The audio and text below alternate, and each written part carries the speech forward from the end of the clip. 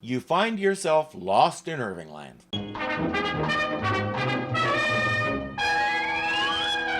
Last time, our heroes had crash-landed on yet another mystery planet.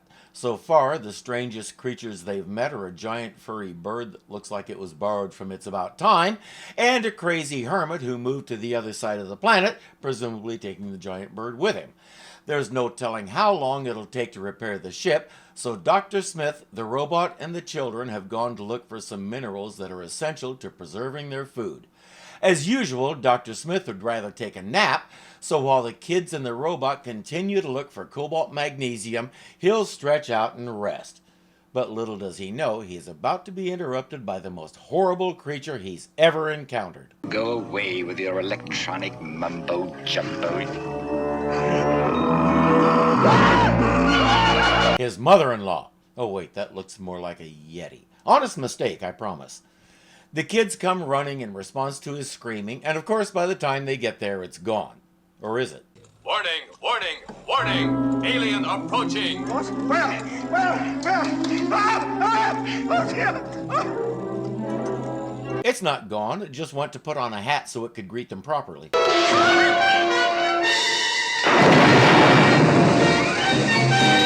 That's what you get for making me put on a hat. That was just a harmless smoke deterrent.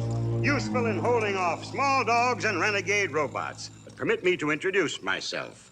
I am Dr. Andreas Marvello, Professor Extraordinaire, galactic entrepreneur, and bringer of joy to the crowned heads of the universe. That's his job now. After that fiasco in 1910 with the comet and those guys from that time tunnel thing, he gave up being a sheriff. His name was James Westerfield, and if you watched any show from the 60s, you probably saw him in it at least once. He confirms that Dr. Smith saw the cosmic monster reputed to be the most dangerous creature in the galaxy, but he's back in his cage now. Dr. Marvello is the galaxy's answer to Barnum and Bailey. Marvello's Extravaganza, the greatest show in space. I take it, Dr. Marvello, that you do a great deal of moving about in the galaxy. You are correct, sir. You just met him, and when you did, he thought you were the robot and the robot was Dr. Smith. It's a little premature to be asking him for a lift, isn't it? And in your wanderings, have you by any chance ever visited a rather small planet called Earth? No, I'm afraid not. We've always made it a point to avoid the lesser places. And I think you have your answer anyway. Don't push it. He has a strong man who wrestles the monster, a guy who juggles cosmic forces, whatever that means, and he's not inclined to go into detail, and a bunch of other acts. I do believe, Dr. Marvello, that you're missing a perfectly wonderful opportunity. Oh? Yes, by overlooking Earth as a possible booking for your troupe. After all, the most enriching things very often come in the smallest packages, do they not? He can add Dr. Smith to his troupe as the amazing one-track mind. There's another performer to meet. Marvello, I want to talk to you. We have company, my dear. I seem to have misplaced my jewels, Dr. Marvello. Oh, I'm sure they'll turn up someplace. I was just about to tell our guests about you, my dear. This is Fenestra. Going by her expression and attitude, I'm going to guess she's the comedian. Clairvoyant supreme, mistress of the lost arts of psychokinetology and extrasensory materialization. If she can do all that, how come she can't find her jewels? Sometimes Will is just a bit too logical for his own good. Now, what was it you wanted, my dear? I want to talk to you. Alone. Directly, my dear. A delightful creature. Yes. He says, how would you folks like to do something for me? Just pass along these handbills in the nearest town. Let the people know that Marvello is here for their edification, enlightenment, and entertainment. There isn't any town, Dr. Marvello. There are only the 7 of us on the Jupiter, too. Marvello says, well, an audience is an audience. We'll put on our show for you this very night. Following which, we will honor you by sharing your generous hospitality and taking dinner with you. Maybe we better ask our parents about that. Yeah, last we heard, their food supply was in some kind of peril, and that's why they were out here in the first place. You have to wonder if he always prefers his payment to be food, and what kinds of interesting delicacies get set before him on different worlds. Wonderful children. Yes, they are. It occurs to me, Dr. Marvello, that we might be able to do a little business together, you and I, for our mutual benefit. Oh? It so happens that either by accident or providence, as you call it, you have come upon a theatrical act that will make you a very rich man. An act? One of the finest entertainers to be found anywhere. Me. Marvello says, what exactly do you do? I am what is called a song and dance man. He'll give you a song and dance, all right, just not the kind you expect. You have experience. Oh, yes, indeed. The best kind of experience.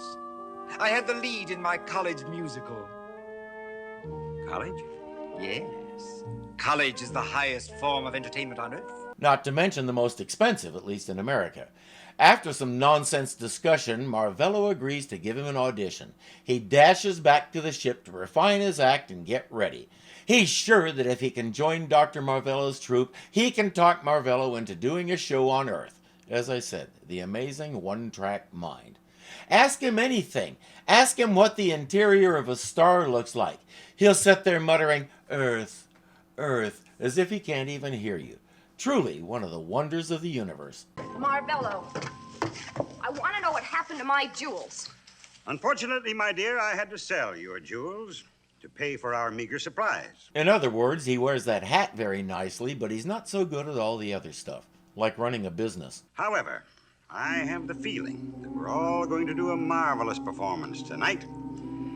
One of those rare moments of magic that warms the soul.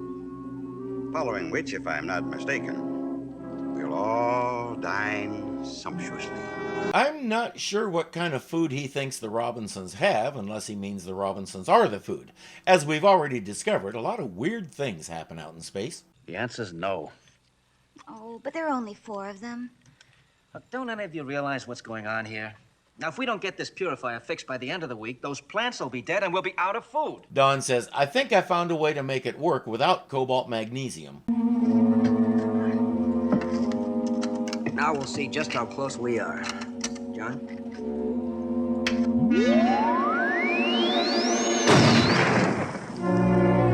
Or not, unless the goal was to quick cook it. I'd be willing to give up my food rations for tomorrow. Me too. Now, that's out of the question. John, could you help me with this for a minute?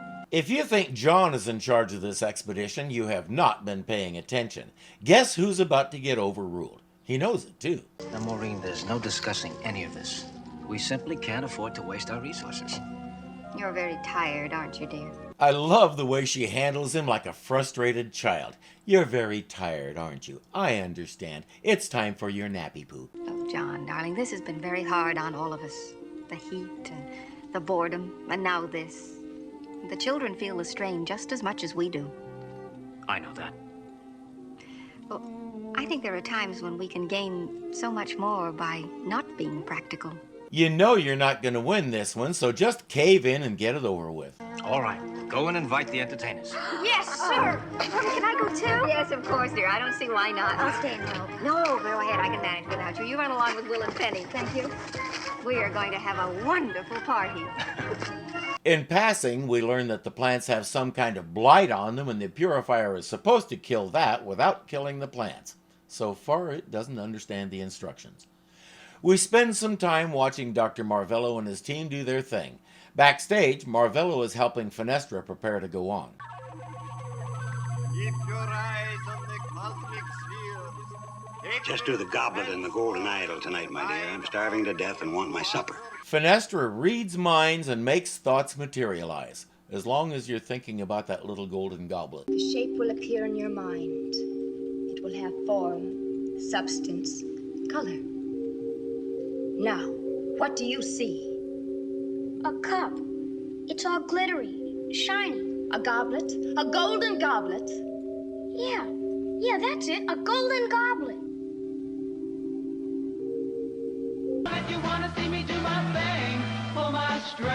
She would, but she can't find it. She tries to stall while her fingers search for it. Continue to concentrate.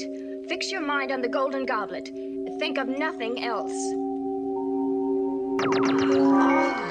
Never mind.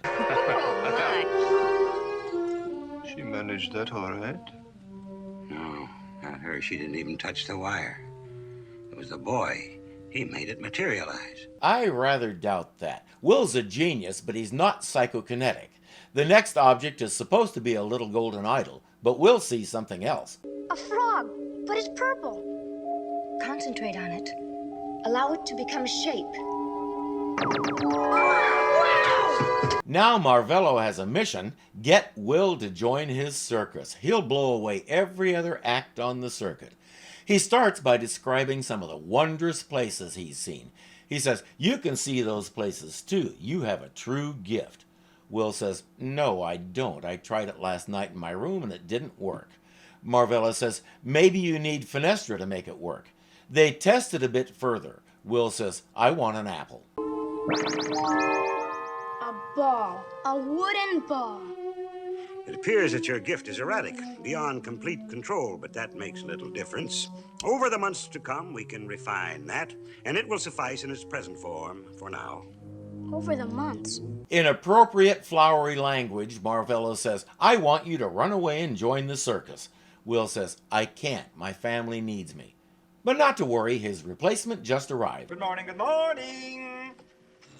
Come along, you laggard, don't loiter. As they used to say back on Earth whenever I approached, never fear, Smith is here. Good morning, madam. When they were getting ready to take off from that other planet, they threw out everything that wasn't essential. It's curious that a hat and cane were essential. Now then, tiptoe to the window, by the window, that is where I'll be. Come tiptoe to the window with me, 2, 3, 4. 1, 2, 3, 4. And we saw Marvello's reaction. He says, "Sorry, we don't have any room for a song and dance act." But if there was a manager who had an act that we liked, say the boy, for instance, Will, then we would be delighted for that manager to come on a trip with us. Translation: get the boy to join us and you can tag along. But we know the good Dr. Smith would never try to pull a fast one on Will like that. He always has the boy's best interests in mind. I'm sure he'll refuse and storm away with great indignation. And you might be willing to detour your flight by way of Earth? I see no reason why not. And the manager could, of course, remain there, could he not? Of course. But the boy would have to remain with the troupe. That's only reasonable, my dear sir. And if you believe that line of bull I was spewing, we need to talk. John and Dawn are still working on the purifier. They're close, they just need to get the proper settings for it. Tomorrow. Right now it's bedtime. What are you doing? Keep your voice down, you tarnished trumpet. Or better still, make no noise at all. Just listen. I will call out the dial readings, and you will record them. For what purpose? I merely wish to make it appear that there will be insufficient food, so that the boy will be more inclined towards self-sacrifice. Next day, the machine is even worse and they can't figure out why. Dr. Smith tells Will, "Let's take a walk. Things are pretty dire." Maybe I could eat less. That's a noble idea, my boy, but they would never permit it. I thought to sacrifice myself. I demeaned myself to the point of auditioning for Marvello's troupe in the hope that they would take me along, and thus there would be one mouth less here to feed. But alas, they turned me down. He wants me to go with him. Smith says, "Well, I can't bear the thought of you out there all alone without a familiar face, so I'll make the supreme sacrifice and go with you." He's so noble he should get a Medal of Freedom. Can't I say goodbye to them, Dr. Smith? I do understand, my boy, but they would never allow you to make the sacrifice. And even if they assented to your going, it would cause them grievous and unbearable pain. Yeah, I guess so. Because if he just disappears without a trace, that'll be so much easier on them, especially if they know he went with Dr. Smith. Are you feeling all right, Will? Yeah, sure. I just wanted to tell you that, well, I like having you for a sister. That's the nicest thing anyone's ever said to me. It's also thoroughly out of character. It gets even weirder when he gives Penny his purple frog to look after him. What's got into him? He takes his final look at his parents. Are you up to something? Marvello's leaving this morning. I'd like to go say goodbye to him. All right, but come right back. You could have gone all day without saying that, because now he's officially disobeying you. That's gonna hurt. both of you. As he walks away, Don has discovered the changed settings on the purifier. He and John ask the robot about it, and he says he's been ordered to silence. Despite my weakened condition, I shall go out and hunt some edible berries for us all. Someone changed the settings on the dial, Doctor. Good heavens, who could have done such a thing? All the idiotic bonehead things to do, Smith. Have they not noticed that he's carrying a large suitcase? How dare you accuse me, Major? I've been your scapegoat long enough. The moment anything untoward occurs, I become your emotional football. Well, let me tell you. The truth, Smith, because the robot saw everything. He's just trying to incriminate me, that's what he's trying to do. You, Judas, I ordered you to keep silent. He did. He didn't say anything, but you are. The guilty conscience will always reveal itself, though in Smith's case, conscience might be too strong a word. Time to fess up so they can go stop Will. If anything happens to my son, I'm gonna skin you alive.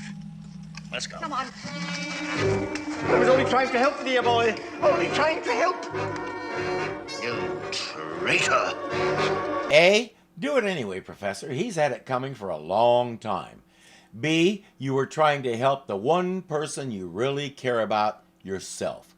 Will was a tool to that end, nothing more.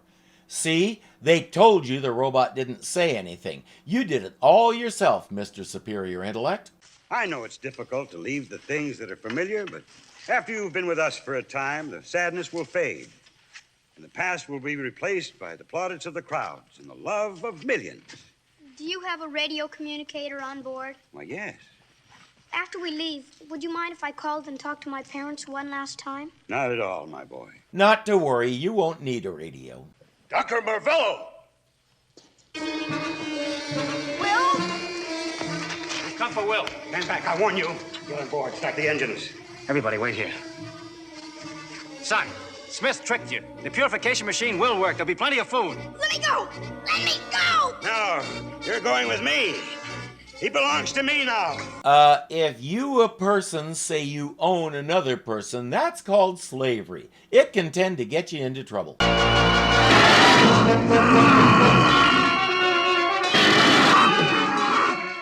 Save your laser beams. The monster is impervious to them. Will breaks loose and tries to get between the monster and John, but he's unsuccessful.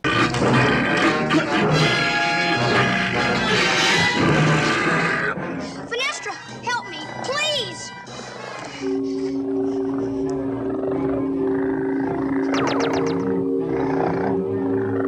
He's impervious to lasers. What do you think a knife is going to do?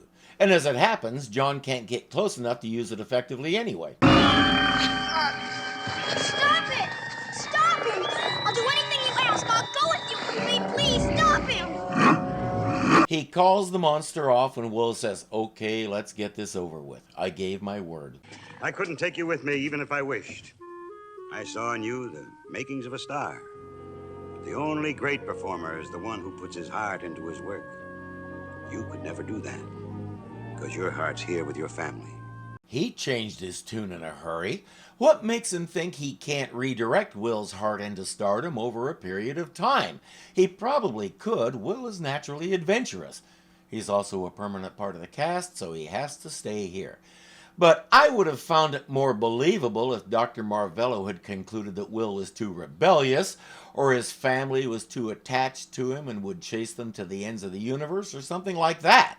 Don points his laser at some vital part of the ship's anatomy and says, return Will to us or you're not going anywhere. There's lots of ways to do this.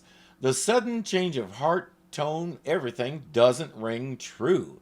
It sounds like a writer trying to find a resolution to the story's conflict and taking the easy way out because we're almost out of runtime.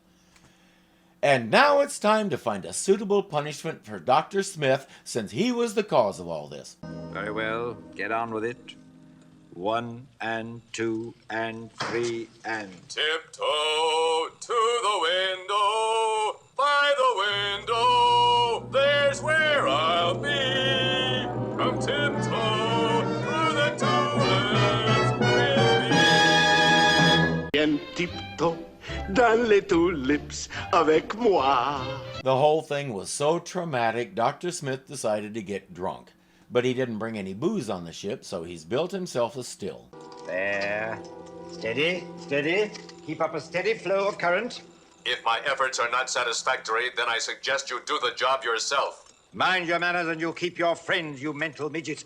Dad said you were never to use the robot as a power supply, Dr. Smith. I'm sure he wouldn't mind if he knew this alcohol was for medicinal purposes. He always has some excuse why he shouldn't follow the rules. Well, if it's all right, why don't you tell Dad and the others what you're doing? Yes, why do you sneak out in the dead of night to work at your liquor still?